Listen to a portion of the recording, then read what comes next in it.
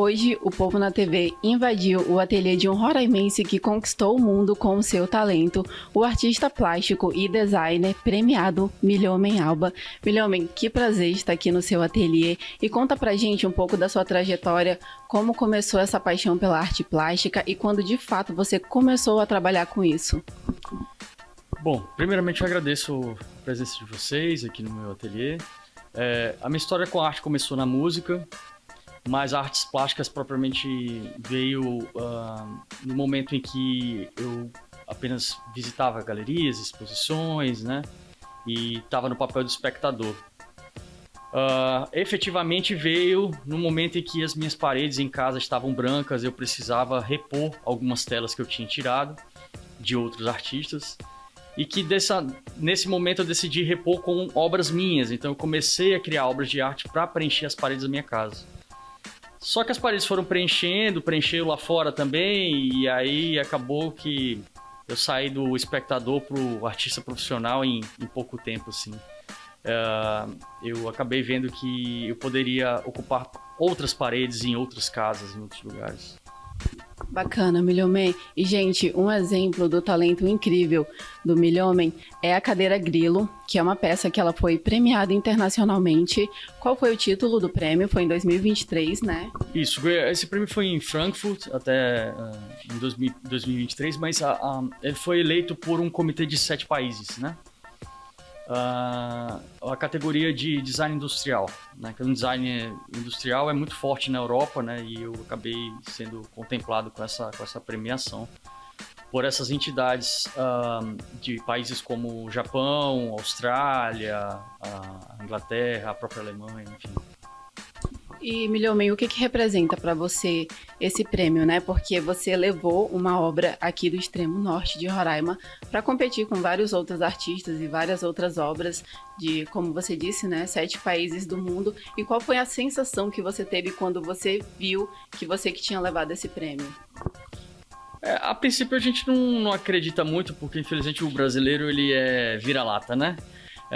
Ele custa acreditar que, por exemplo, competindo no centro do mundo, né, numa categoria onde os gringos são sempre os melhores, de repente você se destaca, é meio estranho à primeira vista, mas depois você começa a entender que nós aqui no Brasil, aqui em Roraima, nós temos talentos que podem muito bem bater de frente com esses profissionais, né, desses grandes centros. Então, de primeira fiquei meio incrédulo, assim, mas depois eu fiquei bem orgulhoso, assim, feliz e com muita vontade de participar de mais competições nesse sentido, né?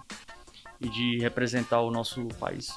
Gente, essa daqui é uma obra que eu particularmente gosto muito. A primeira vez que eu olhei para ela, eu sabia exatamente de onde tinha surgido a inspiração, mas eu não vou contar, eu vou deixar o artista contar de onde surgiu a inspiração que resultou nessa obra-prima, Milhomem. Então, Reflexo das Sombras é o nome dessa obra. É um painel de cedro de 2 metros de altura, composto por 48 espelhos. As pessoas pensam que são buracos, mas aí quando se aproximam veem que são espelhos. E imagina que na verdade tem um grande espelho atrás e não. Cada buraco desse aqui é um espelho cortado à mão e escurecido.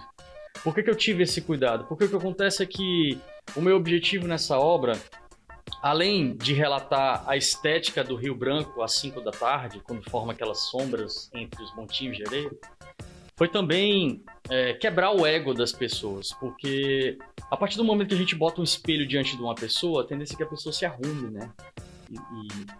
E acaba esquecendo da obra de arte. Aqui eu consegui, através do posicionamento dos espelhos individuais, de maneira levemente inclinada, uma forma da pessoa estar diante do espelho e não se ver, porque o espelho está tangenciando, né? E outra, o espelho é escurecido, então parece que ela está olhando para dentro de um buraco, mas ela está se vendo lá dentro. Então, essas jogadas de física, né? Foi uma maneira que eu encontrei, que funcionou muito bem, de fazer com que as pessoas refletissem sobre a obra e não na obra, entendeu? Então eu acabei subvertendo o ego das pessoas com essa brincadeira assim, do jogo de espelhos, do Reflexo da Sombra.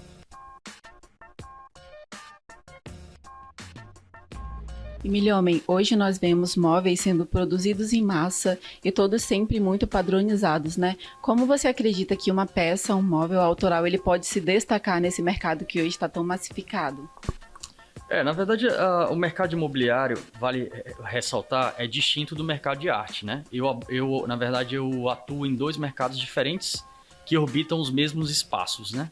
Ou seja, na parede você tem uma obra de arte, no chão você tem um mobiliário.